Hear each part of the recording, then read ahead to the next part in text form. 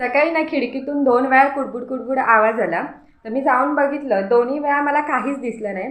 आणि तिसऱ्यांदा जाऊन बघितलं तर खिडकीमध्ये ना एक चोर बसला होता. चला तुम्हाला दाखवते तो चोर कोणता होता ते.